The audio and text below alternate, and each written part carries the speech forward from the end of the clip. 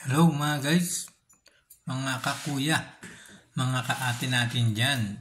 Shoutout po sa inyo lahat at shoutout po sa 244 na subscriber. Ayan, nadagdagan na naman tayo ng Kung kanina ay, nung nakaraang video ko ay sinabi ko ay 239 subscriber. Ngayon po ay 244 subscriber na po tayo ngayon.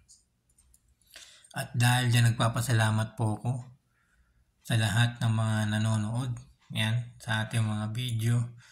Yung ating bagong upload po ay umabot na po ng 280 plus.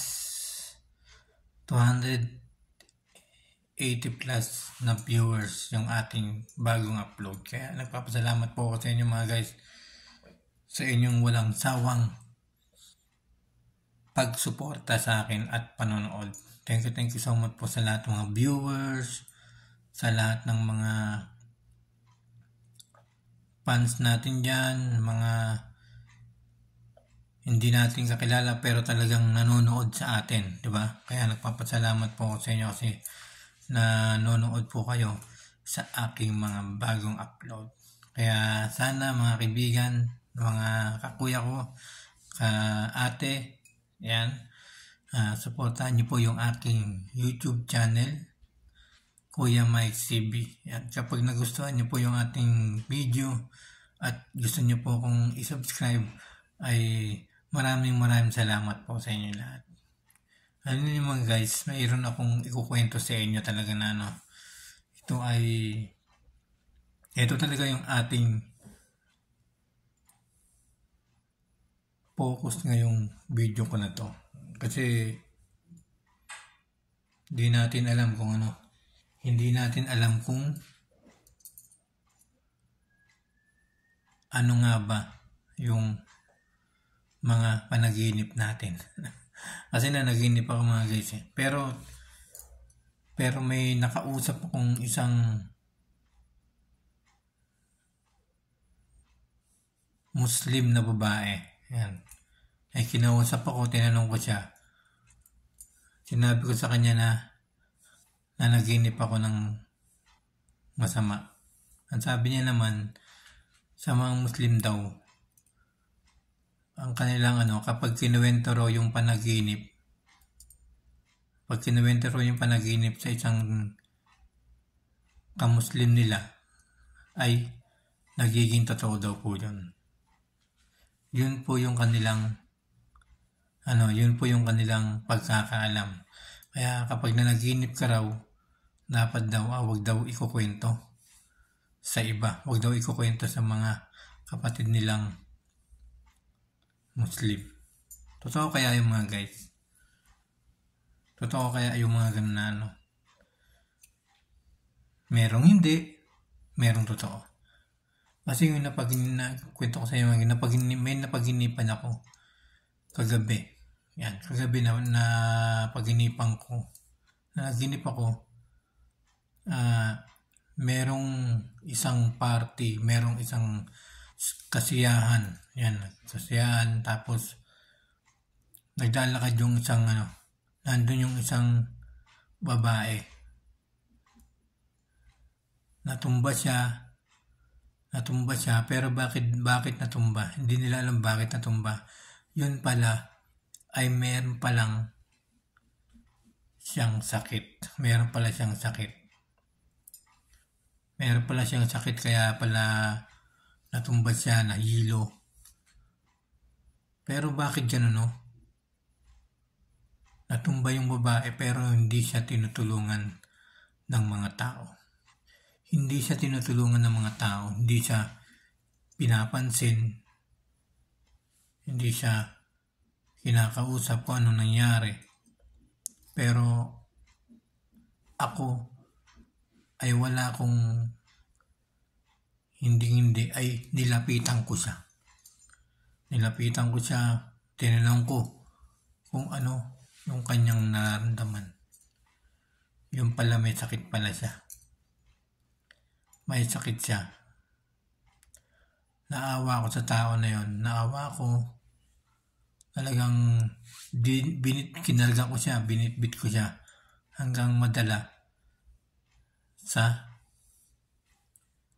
hospital o sa pagamutan o sa mga merong makakita sa akin na pwedeng tumulong. Yun kasi ang iniisip ko, na maraming tao ang mababait, handang tumulong. Yun ang iniisip ko habang kinakarga ko siya nung nasa panaginip ko. Pero nagkamali ako mga guys. Nagkamali ako. Talagang kinarga ko siya. Ang daming tao sa paligid. Pero kahit isa man lang ay hindi nag-aabot ng tulong. Hindi namamansin.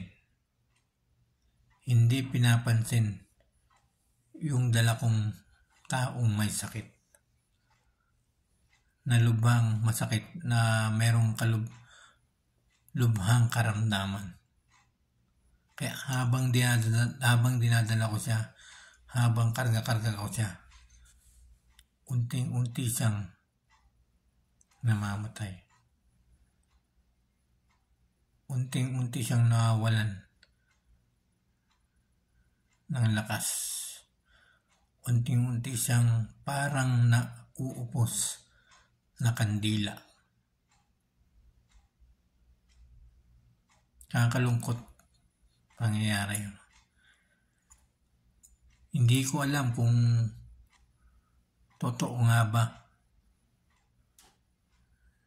yung mga ganung bagay, yung mga ganung panaginip.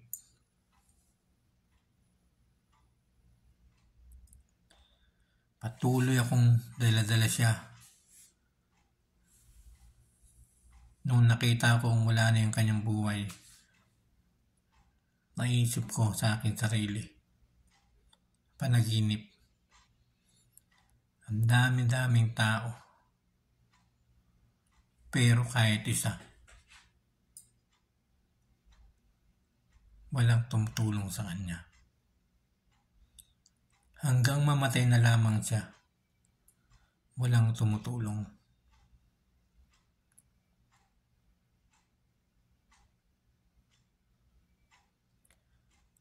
Naawa ako sa kanya. Naawa ako sobra.